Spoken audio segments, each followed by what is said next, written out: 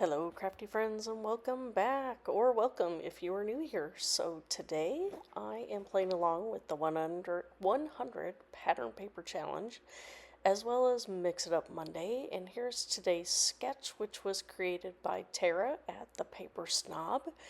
And so, I'm going to use this Tim Holtz stencil, and this Sweet Rush paper was basically my inspiration for what I was gonna do. I've got these two solid but not solid 49 and Market pattern papers, and so here you can see my frugal side that I did trim down my papers enough, and I've had this piece of packaging in my white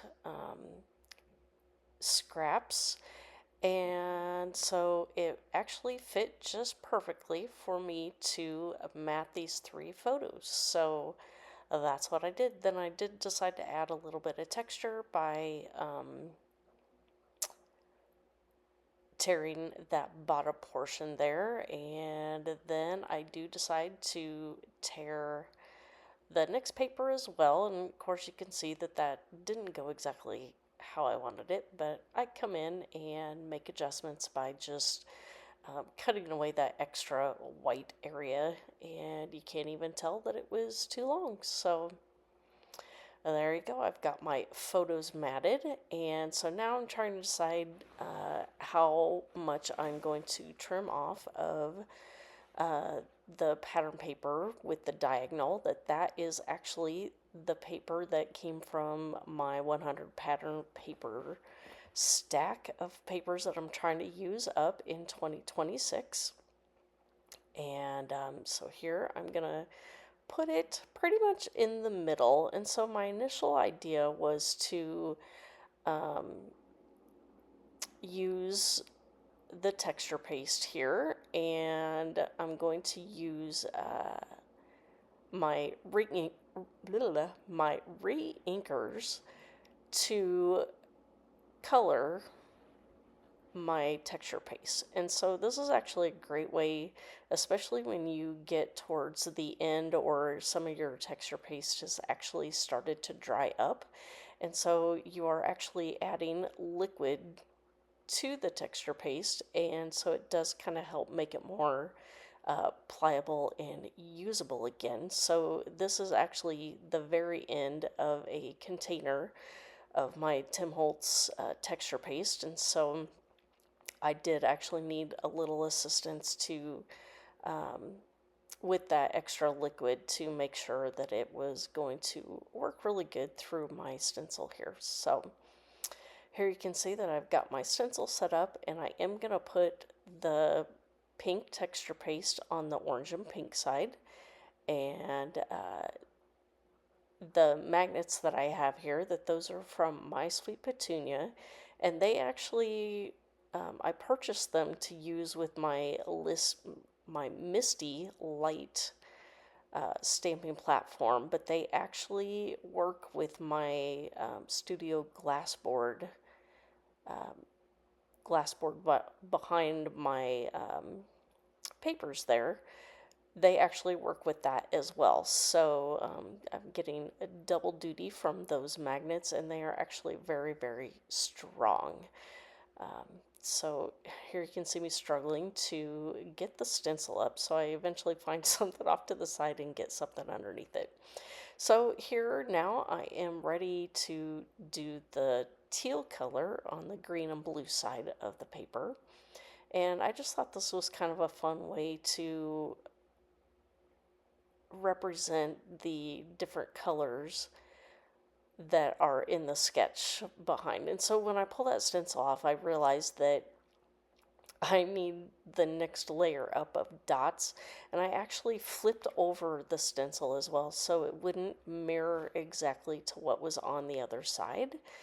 And so once I get this bottom portion done, I do actually match up the stencil again and finish adding that other upper layer of circles there at the top. So And here you can see I'm trying to figure out, I'm like, wait, what? There. So I finally get it back in there, get that on, and get those last three dots filled in just to give it the same level from top to bottom. So here I'm showing you I use pick raspberry and peacock feathers. And so this is I'm showing you the old bottle versus the new one that I haven't opened yet. So it comes white, but you can use your reinkers to make it any color that you want. So that way I don't have to buy a lot of different colored texture paste unless I want it to have like a shimmer or something like that. I haven't tried using the reinkers with any kind of shimmer texture paste, but I do need to give that a try to see if it would actually work. I do have a couple different brands of texture paste that I could try that with, so I will have to put that on my list of things to try out here. So just getting my picture on there, and so hopefully from here you can kind of see where the sketch comes into play, that I've got my three pictures and the colors that with my texture paste going behind each of the pictures.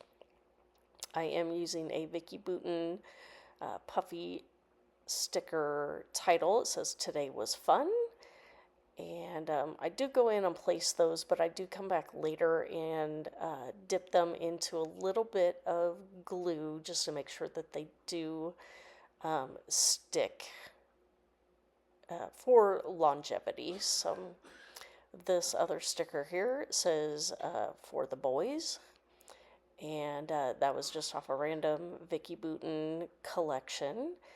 And so here now I've gone through my stash and found a couple other things that I added. So I did punch that circle from the orange. I've got this wood flower that came from a super old Hip Kit Club. Those two pieces are also from a newer Hip Kit Club. So here's where I'm coming back in to get my title on and make sure that it has good adherence to the layout, that I just put some beads of glue on the back and essentially just dip each of the title pieces into the glue, and then when it dries completely clear and you cannot see any of the glue that oozes out from behind it. So, and then just adding some embellishments all around just to kind of support everything that was going on. This will actually have a companion page, so I will probably do some journaling on that as well as to, what month it was. I think I did put the year 2025 right there. So here are the close-up shots. If you have any questions for me, please feel free to leave those down below. I will have a playlist for Mix It Up Monday, as well as the Facebook group for 100 Pattern Paper Challenge. So thank you for stopping by, and we will see you next time. Bye.